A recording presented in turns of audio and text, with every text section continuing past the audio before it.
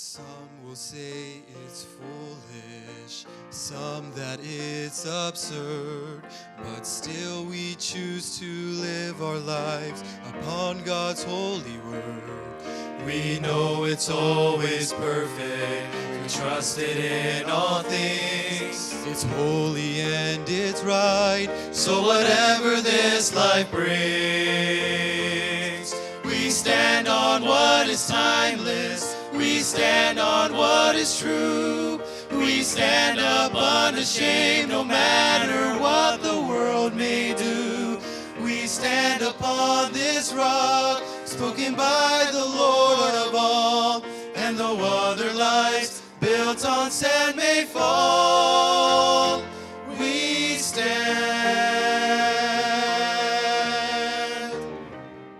It may not be in fashion, it may not be in vogue, but when we look at empty lives all around, we know we can live pursuing power, thinking pleasure satisfies. God's light cuts through the shadows, revealing their just lies. We stand on what is timeless, we stand on what is true. We stand up unashamed no matter what the world may do.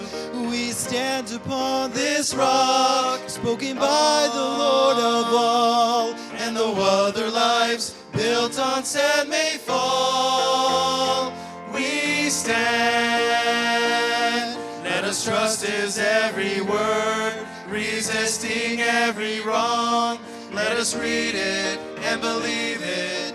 It's our only hope for standing strong. We stand on what is timeless. We stand on what is true. We stand up unashamed no matter what the world may do. We stand upon this rock, spoken by the Lord of all, and though other lives built on sand may fall, we stand.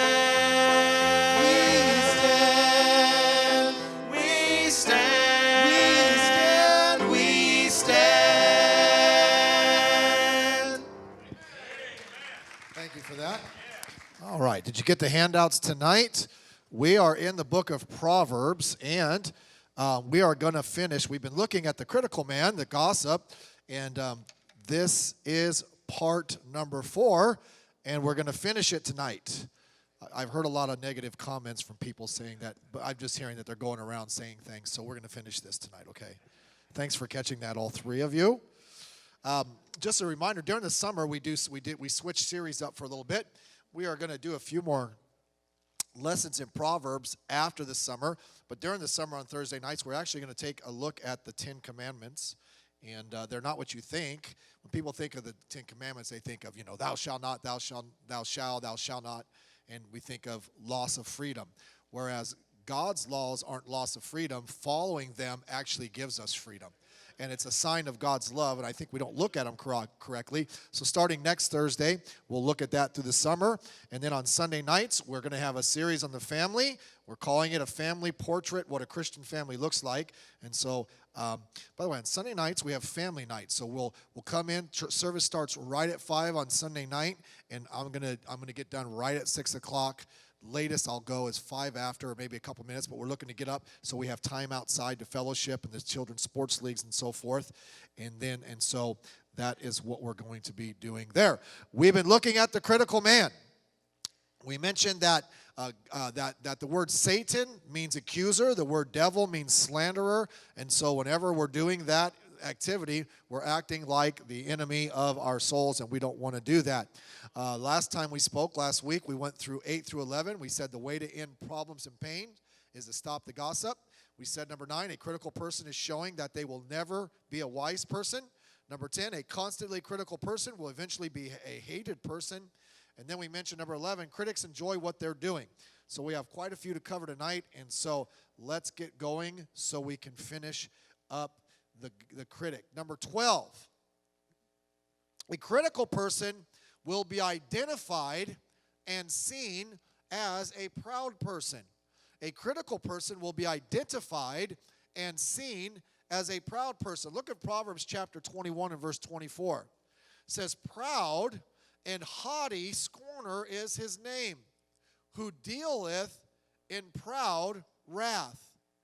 It's identifying a person who is critical by really what they're doing. That is their name. That is who they are. I take two things from that. I don't know if it's on your paper there. First of all, that it's their name that identifies them. Okay? Their name. They are proud and haughty. A name is that which identifies a person. What if we look on our lives, what do we wish to be identified as? When someone thinks of us, this could be actually scary if you think about it. What's the first thing that comes to their mind? If someone had to name you based on what they thought about you, would they be able to say your name publicly? I guess you could say. You'll catch that by the time you're driving home. Thank you for coming. Yeah, but what identifies us? A person is a scorner. They're proud and haughty. A name is important, by the way. Okay? A name is very important. By the way, a wife, and this may not be very popular, but we'll live. A wife takes her husband's name to identify with him. Okay? They don't keep their last name. I remember years ago I was teaching Sunday school years ago, and I got up, and I wasn't even teaching on marriage. I thought, listen, the wife takes the husband's last name. I said, after all, in Genesis it says, and God called their name Adam. I got an email the next day from a lady in my class. She signed it with her maiden name. She was kind of upset. Where is that in the Bible?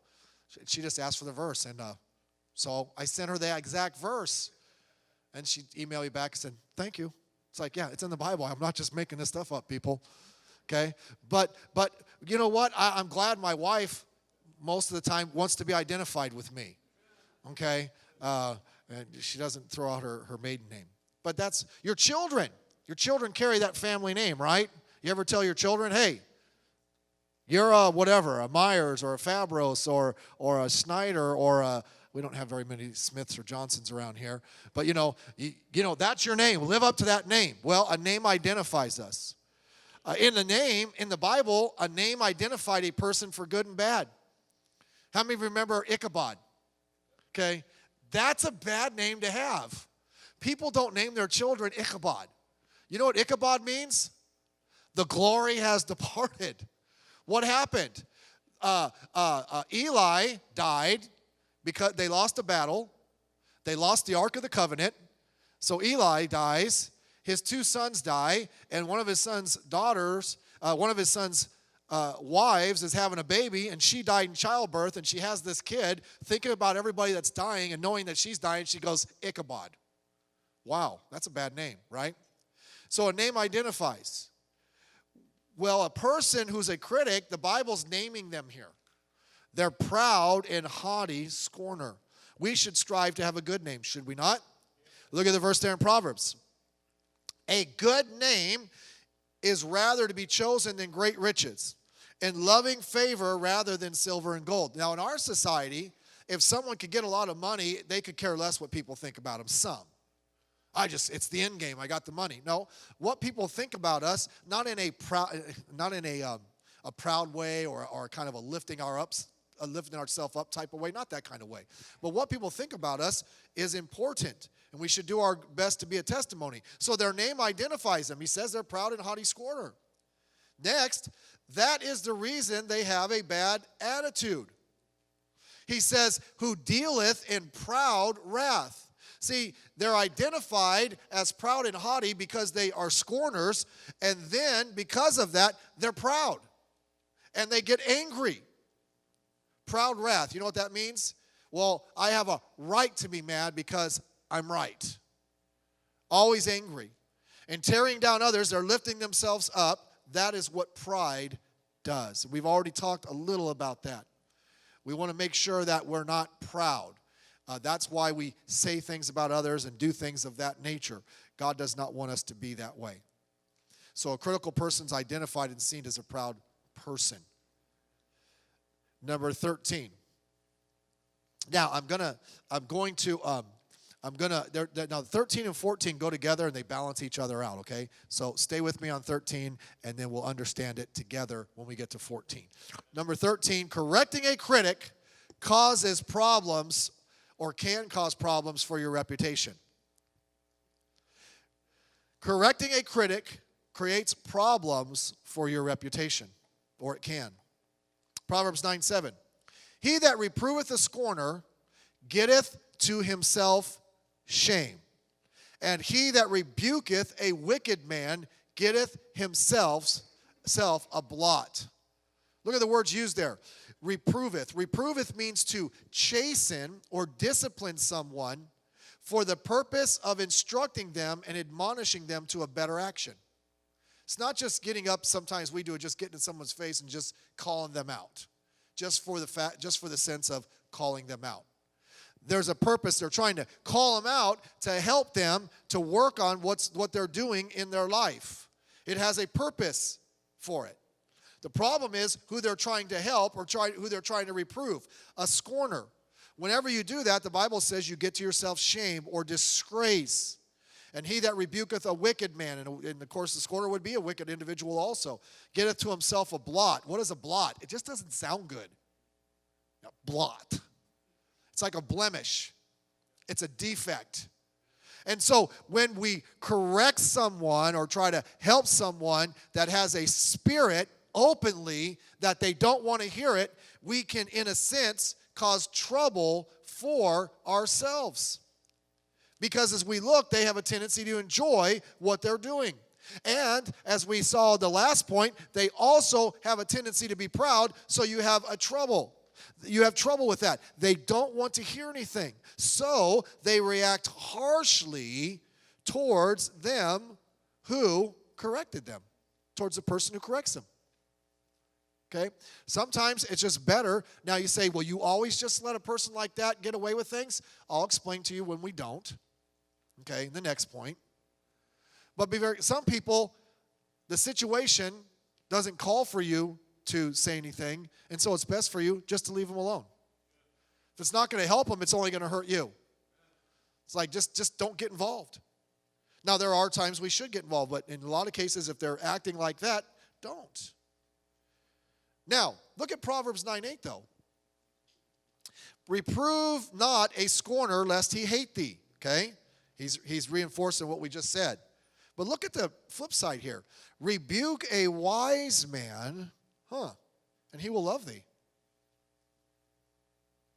Somebody who's seeking to do the right thing, if they step out of line and they're doing the wrong thing, and someone calls them on it, they appreciate it. Now, it doesn't mean we all have to walk around and be the spiritual police. That's not what I'm talking about, because that won't work. But if you are close with somebody, you know somebody, and they step out of line and you lovingly help them, you lovingly rebuke, hey, that was probably not the best thing. You know what? They'll appreciate it. Okay? They will appreciate the fact that you're trying to help them. That doesn't mean we go around looking. No. But sometimes in the course of life, something happens. But the problem is, you know what? Most people don't like to be told. That's our flesh. Don't raise your hand because you think you're wise. But does anybody enjoy being corrected? Exactly. I just love when someone gets on me and like, I did wrong. I love that. No one likes that. But although we may not like it, sometimes as we look back on it, it's like, you know what? That was good for me. That helped me.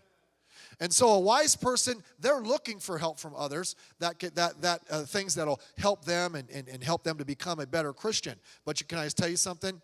A critic doesn't. A critic doesn't. They're always just trying to hurt others. What is shame?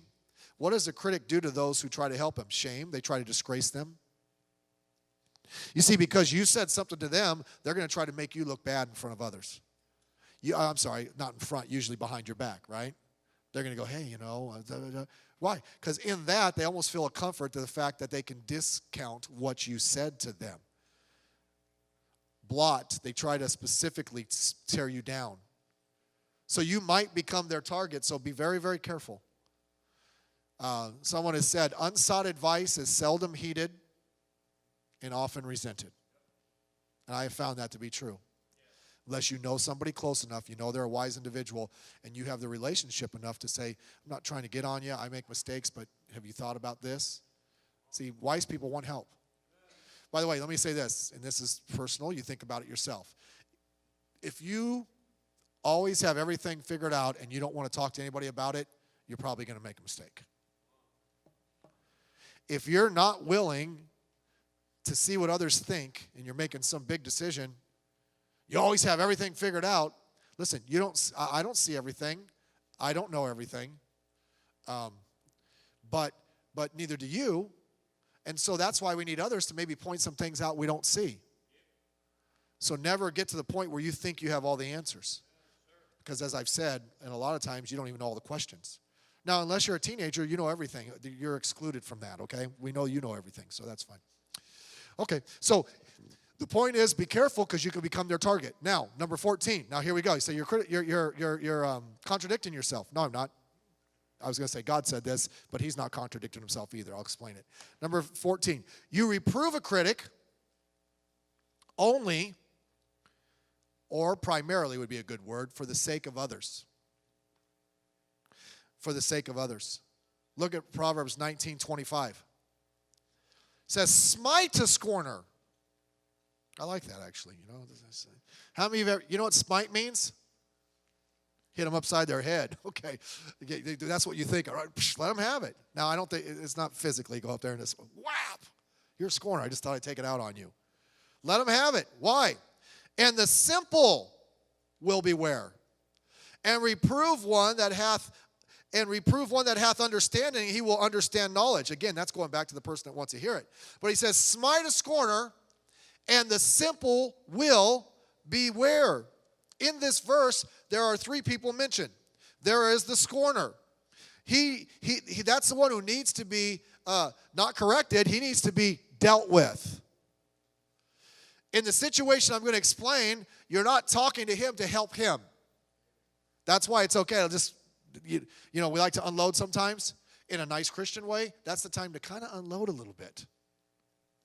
Why? Well, you say, but I thought he's going to get on. Well, there's a reason. He needs to be punished. He needs to be basically told in no timid manner that he was wrong. Then you have the simple man in the verse. Smite the scorner and the simple. That's a simple person is someone, they're not the fool who defies God. They're not the wise man who seeks to be more like God. They're the simple, they just don't know any better. They could turn either direction maybe. And so you have the simple man. Then you have the man of understanding. He, in this verse, is in contract to the scorner. When you tell him something, it helps him to understand more, so he learns more and he grows more. Now, what's that all about? The situation is this. The reason we would stand up to a scorner, after the Bible also says don't reprove him, is for the sake of someone else who could be corrupted or influenced by him. If I'm with someone and I felt they were a scorner and we're alone, I just ignore them and basically take off. I have nothing to do with it. But if that's a person that's going to hurt somebody else, that's going to hurt a simple person, or a simple person is around, they're influencing that person, and my silence might validate his garbage. That needs to be dealt with. That's a time when it's like, you know what, we're not going there. Oh, but there's other people around. If he gets upset with me, I will take it for the sake of the other person. Okay, I hope you understand that. We don't just go around ripping people because we feel like it. No, because they're hurting somebody. The scorner's not going to listen. And really, that's not the point. It's not for the scorner we're saying something. We're saying something for the point of the other person that doesn't know any better. Don't let people just get up and say things that are nonsense. Worst case scenario, we step up and say something for the sake of the one who doesn't know any better. And if they may be affected by the critic. What's happening is our society, what we've done even with like punishment, we don't punish anymore. People commit crimes, they get off easy. Say, the death penalty. We don't like the death penalty anymore. Unless you kill an animal, then that's wrong. I'm not saying kill animals for the sake of killing animals. We're just so messed up. The kid that fell in there and they had to shoot the gorilla. I'm not for shooting a gorilla in the zoo, but you know what? What took so long? If there's a child down there, it's like, get the gun now. Let's not wait and see how many times he's going to drag the kid around. But human life isn't important anymore. I'm sure people would say something about the alligator that got mistreated after he killed that child. Come on, animals are animals. They're going to hurt some. But our society, we're messed up. We can't think. But by the way, so the death penalty wouldn't be a deterrent. Yes, it would be. Punishment would be a deterrent, but there is no punishment anymore. In 1963, Bear Bryant was a very famous coach of the Alabama Crimson Tide. Probably one of the best college coaches of all time. And so he was a man of principle. If you violated a principle, there was punishment for it. And the punishment was for the sake of the team. His star player was Joe Namath. At the end of the 63 season, they were headed to a big-time bowl game. Namath violated a rule. Now, he was one of the top football players. Their best player by far and away, quarterback, key guy. Big game, their biggest game of the year, a bowl game. That's like the end of the year, the big one. So he had a decision. Am I going to really suspend my best player before the biggest game of the year, our last game? But you guess what? He lived by principle. And he suspended him. It wasn't even a question. He violated the rule. He got suspended. Now, by the way, his team was able to barely win that game, but that was irrelevant. Guess what? The next year, everybody was right in line. Yep. Joe Namath stayed right in line. And they went undefeated the next year. But you know what? He had a choice to make. It's like, listen, I have to do this, and if Joe Namath gets mad, there's got to be something set down. That this is unacceptable behavior. Right. So we got to be very, very careful. Contrast that with a guy named Lawrence Phillips. Lawrence Phillips was a football player in Nebraska. Lawrence Phillips was a bad guy. Before their championship game, he scaled a 3-story apartment and beat his girlfriend. His coach, because he wanted to win the game, didn't suspend him. By the way, they won the title. I don't want to use the word stupid because the very ignorant sports writers, the headline was, Lawrence Phillips proves his critics wrong. Because he won? By the way, he ended up in jail for many years and ended up recently just dying. It's like, come on. Our times have changed. And because we let things go, we're sending the message, everything's okay. Listen, if someone scored for around a group of people, for their sake, we need to say, you know what, let's not do that. That's not becoming behavior. Number 15. A critic is always right. Doesn't want to hear it. A wise son, now here's a comparison, Proverbs 13:1. A wise son heareth his father's instruction. He wants to hear it.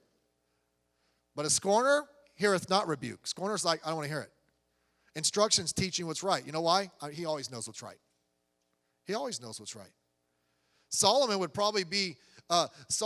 be connected to 2 members in his family who showed both sides of that spectrum. The first one would be David, right? David did something wrong. David committed adultery. He didn't kill a man, but he basically worked it out so that her husband got killed, and then he married her. And what happened? Nathan got up in his face. Nathan told him a story about, you know the story. And then David got, how dare he steal their only animal? And David goes, I'm talking about you. You're the man. You know how David reacted? You're right. I've done wrong. He received it. Then you look at Solomon's son, Rehoboam. When the kingdom came to him, and Solomon towards the end of his life went bad and caused a lot of problems, the people came to him and said, hey, your dad was killing us. Let's lighten it up a little bit. We'll serve you. And he got advice from the old wise men that said, if you will just lighten up on these people, they'll serve you forever. And then he listened to his buddies. That was the Bible version of the millennials. They know everything. Okay? Yeah. And they're like, oh, no, man, you got to show them the way it is. You tell them you think my father was tough. I'm going to be way tougher than my father. And he got up and gave the little speech, and 10 of the 12 tribes said, later, we're done. You go over there, we'll get a new king. Okay? So here's one, David, his father who listened, and his son who refused to listen. Be careful, we're not always right. We have to be able to take the correction. When we don't, that is nothing more than pride. Proverbs 16:15 said, pride goeth before destruction, and a haughty spirit before a fall. Why is that true? Why does pride come before destruction and a haughty spirit before a fall, before we hurt ourselves? Because we don't listen. God sends people our way, or we know that someone tells us, or we hear it, and we know the truth, and we know what the right thing to do is, but we're not going to listen. And so we bypass that instruction, and we go head on into something that's going to hurt us. We need to listen. We don't know everything. If a lot of things could be avoided if we would just listen, particularly to God, and those He sends to help us. A lot of stuff could be avoided, but we know everything. In the early days of the automobile, there was a family that had bought an automobile, and most of the automobiles at that time, unfortunately, were Fords. You know, Henry Ford had the assembly line and the Model Ts, and then the Model. So it was all Fords. They had no choice, and unfortunately for them, there was no such thing as AAA. By the way, AAA was founded. I don't know if you knew the history of this. Was founded to help Ford owners. I don't know if you know that. That's just kidding. I'm lying.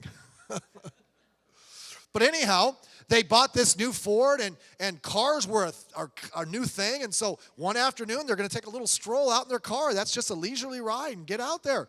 And because it was a Ford, it broke down. You can tell I don't like Fords, right? One of these days, God's going to give me a Ford, and I'm just going to be embarrassed about the whole thing. By the way, if I ever do drive a Ford, I'm going to go through McDonald's drive-thru in it, okay? And buy a fish sandwich. Boy, that would be the 3 worst things in my life. Driving in a Ford, through a McDonald's, eating a fish sandwich. I think life would come to an end. And the world would collapse.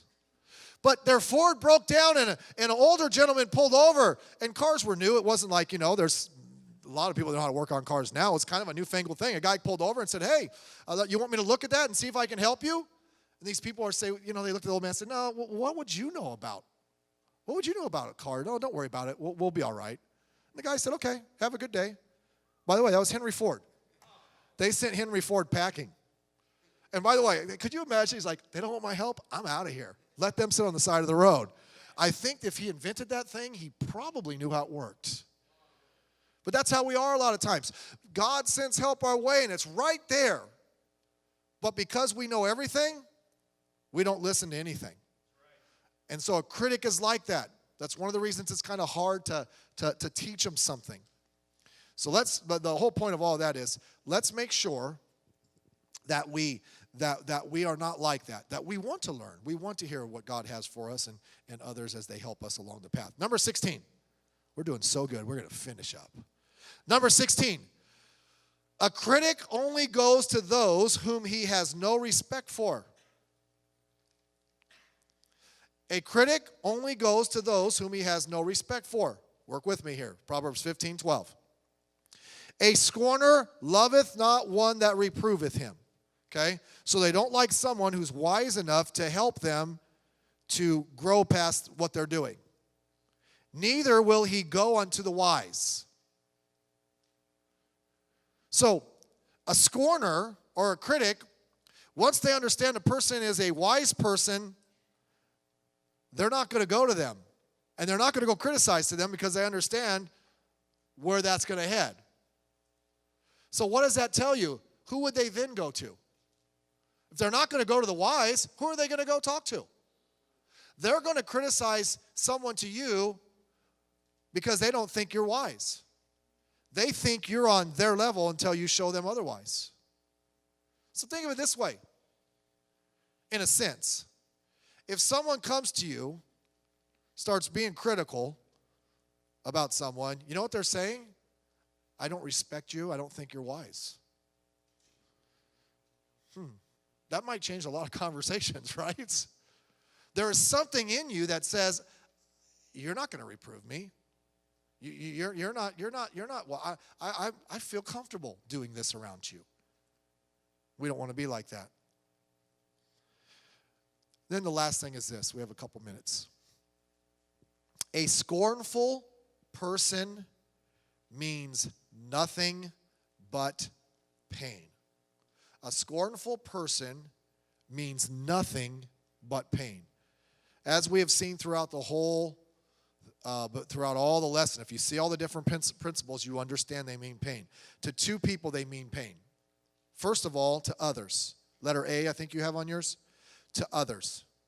Scornful men bring a city into a snare, but wise men turn away wrath. The picture here is there's a city that is getting into trouble simply because of the scorners in that city. Their scorning is causing problems for the whole city. Now, conversely, wise men, they turn away wrath. Some people are just really good at bringing problems. And when you're around somebody that's good at bringing problems, you get caught in the vortex. You're right in on it because your proximity. But yet, a wise person, they're able to turn that away. Look, because you learned that a wise person, how do you turn it away? Your tone of voice. Sometimes you get in with someone and trying to talk to someone you don't know. If they're raising their voice, sometimes the way to do it is just lower your voice. A soft answer turneth away wrath. But boy, scorner, they stir everything up, and so they don't only cause problems for themselves, they're causing problems for other people. So be very, very careful. As we have seen already in our study, the Bible told us they're mean, they're vicious, they're hurtful, and they'll tear you down. And so be very careful about being involved with anything. If it wasn't other people, then it wouldn't be an issue, but they're hurting others, their actions. The best thing is to avoid them. Avoid them. We ought to seek people in our life that when we're around them, they lift us up. When we're around them, we're encouraged. By the way, you know how that is. If you're ever around someone that's just a bit of an encourager, it's like you like being around them. It's like, I don't even know why, but when I'm around this person, I just feel better. You know why? They're an encourager. And there's other people, you could be as happy as can be, and if they walk into the room, they suck the life out of it. It's like, what happened? All of a sudden, I was ready to, have a dance fit here, and now I feel like banging my head against the wall. What happened? The joy sucker came in. Okay, find the encourager. When you find someone that you're around them, they encourage you in the right way. Say, man, that's the kind of person. And then let's seek to be that kind of person. So they bring problems to others, and then letter B, they bring problems to themselves. Look what it says, Proverbs 19:29. Judgments are prepared for scorners, and stripes for the back of fools. Now, I don't know much, but that doesn't sound fun. That sounds like hurt. If you want to be that kind of person, be prepared for a life of pain. You're going from problem to problem to problem. And the problem with most people is they want help for their problems. They don't want help for what is causing their problems. Right?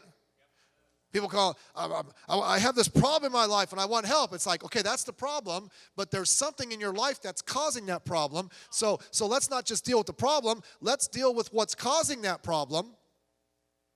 You know, say a husband and wife, they're fighting and one of them takes off.